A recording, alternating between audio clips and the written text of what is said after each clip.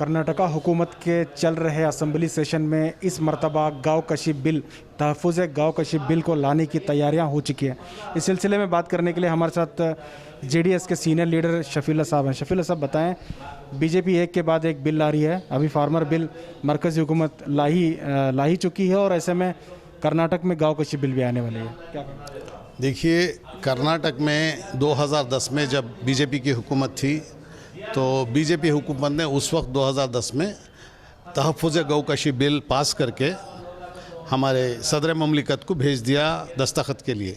लेकिन सदर ममलिकत के पास बहुत सारे लोग, बहुत सारी तंजीमें जाकर वहाँ उन पर दबाव डाले कि वो साइन ना करें, जिसमें रईता एक यहाँ के बहुत बड़ी कम्युनिटी, गौड़ा कम्युनिटी की तरफ से देवे गौड़ा भी गए थे और बहुत सारे दीगर लोग भी जाकर उन पर दबाव डाले और वो साइन नहीं हुआ, दस्तखत नहीं हुए।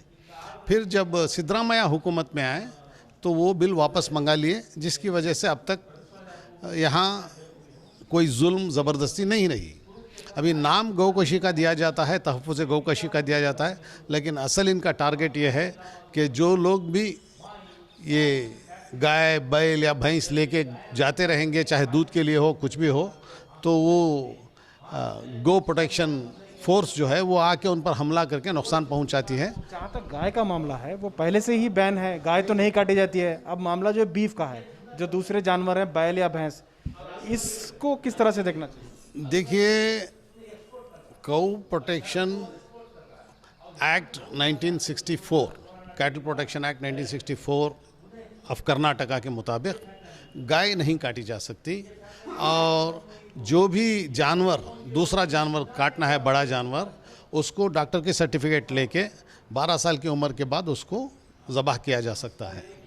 और गाय वैसे भी नहीं कट रही है, इसके बावजूद नाम गाय का देकर बाकी के सारे जानवरों को ये बैल, भैंस, दीगर सारे जानवरों पर पाबंदी आयद करना चाहते हैं। जिस तरह 2010 में इन्होंने बिल पास किया था, सारे जानवरों को इन्होंने ज़बाह करने पर पाबंदी लगा दी थी।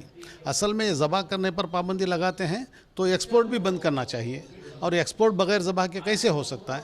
एक्सपोर्ट जो कई कंपनियां हैं और बीजेपी को फंड भी मुहैया करती हैं, और बीजेपी में जो हैं वही लोग एक्सपोर्ट कर रहे हैं, तो उनसे आंखें बंद करते हैं और यहाँ दूसरे लोगों को इसको रोकने के लिए ज़बरदस्ती करते हैं।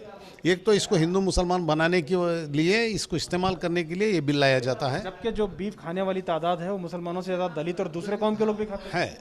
तो जैसा कि आप फरमा रहे हैं, दलित और दीगर लोग 85% बीफ खाते हैं और मुसलमानों में सिर्फ 50%, आधे मुसलमान बीफ खाते हैं, लेकिन नाम मुसलमानों का देकर हिंदू मुस्लिम बनाया जाता है हर मामले को। इसी के साथ एक दूसरा मामला ये है कि जो हमारे किसान हैं, जो पालते हैं जानवरों को, जब जानवर बेफ़ायदा हो जाएगा, जब कोई जानवर कोई काम का नहीं रहेगा, तो उसको आधी कीमत पर उसको बेचना पड़ेगा, ताकि बाकी के पैसे लगाकर दूसरा जानवर ख़रीदें और वो काम में लाएं। और अगर काम नहीं आता जानवर तो कोई किसान पालेगा नहीं, चाहे वो बैल हो क्या कोई भी जानवर हो। और काम में लाने के लिए अगर उसे बेचना नहीं पड़ेगा, बेचने के लिए रोका गया, तो सारे किसानों को नुकसान होगा।